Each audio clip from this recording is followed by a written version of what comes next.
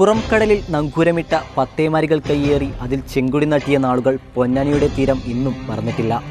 തുറമുഖത്ത് ചരക്കുമായെത്തുന്ന പത്തേമാരികളിലെ തൊഴിലാളികൾ കൂലി കിട്ടാതെ ബുദ്ധിമുട്ടിയ കാലം.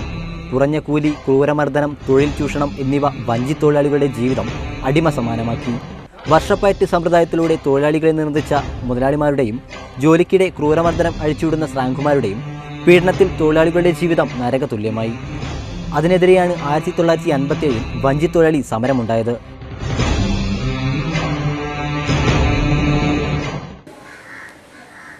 ഞങ്ങൾ പത്തേമാരി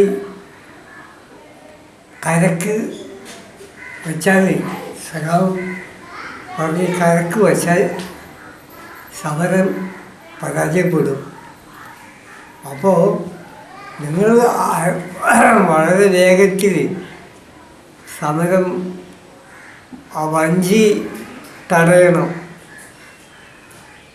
അത് തടയുമ്പോൾ അവർ പോലീസിനെ ഉപയോഗിച്ചിട്ട് വഞ്ചി ഇറക്കും. ഇറക്കിയാൽ ആ വഞ്ചി കയറി സമരം ചെയ്യും. അങ്ങനെ സമരം തുടങ്ങി. വ്യാപാരവുമായി ബന്ധപ്പെട്ട പത്തേമാരികളിലെ 600ഓളം തൊഴിലാളികൾ സമരത്തിൽ പങ്കെടുത്തു. 1956 രൂപീകരിച്ച പോർട്ട് കാർഗോ വർക്കേഴ്സ് യൂണിയന്റെ നേതൃത്വത്തിലായിരുന്നു സമരം. അങ്ങനെ ജനഹൃദയങ്ങളിൽ ചെങ്കൊടി നാട്ടിയ പൊന്നാനിയുടെ സുൽത്താൻ EK ഇമ്പിച്ചി ബാവയും കൂട്ടരും വിപ്ലവവീര്യം ചോരാത്ത സമരമുഖവുമായി പൊന്നാനിയെ ഇളക്കിമറിച്ചപ്പോൾ ആ ചരിത്ര പോരാട്ടത്തിന് മുന്നിൽ മുതലാളിമാർ മുട്ടുമടക്കി.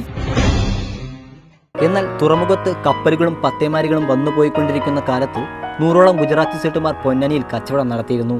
ബോംബെയിൽ നിന്ന് കപ്പലുകളിലും പത്തേമാരികളിലും പല വ്യഞ്ജനങ്ങൾ കൊണ്ടുവരികയും ചെയ്തിരുന്നു. കൂടാതെ പൊന്നാനിയിൽ നിന്ന് മറ്റു ചില കയറ്റി അയക്കുകയും ചെയ്തിരുന്നു. അന്ന് പൊന്നാനിയിൽ ഗുജറാത്തികൾ വസ്തുക്കൾ സൂക്ഷിച്ചിരുന്നത് കോടതിപ്പടിയിലെ ഒരു കൂറ്റൻ പാണ്ഡ്യാലയിലായിരുന്നു.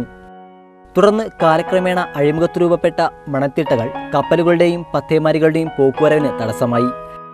ഇന്ത്യ വിഭജനവും പൊന്നാനി തുറമുഖത്തിന്റെ മറ്റൊരു തകർച്ചയുടെ കാരണമായി. പാകിസ്ഥാനിലെ കറാച്ചിയുടെ പ്രാധാന്യം വർദ്ധിച്ചതോടെ പൊന്നാനിയുടെ വ്യാപാരം നിലച്ചു. ഇതോടെയാണ് പൊന്നാനി പഴയകാല തുറമുഖം ഓർമ്മയായി മാറിയത്. കമ്മ്യൂണിസ്റ്റ് പ്രസ്ഥാനത്തിന്റെ വീരസ്മരണ തുടിക്കുന്ന പൊന്നാനിയിൽ പുതുവർഷത്തിൽ നിർമ്മാണം ആരംഭിക്കുന്ന വാണിജ്യ തുറമുഖത്തിനായി ഈ കരുത്തുറ്റ പ്രസ്ഥാനത്തിന് ഇനിയും പലതും ചെയ്യാനാകും. ക്യാമറമാൻ മുഷീറിനൊപ്പം ജിൻസ് GP, കേരള.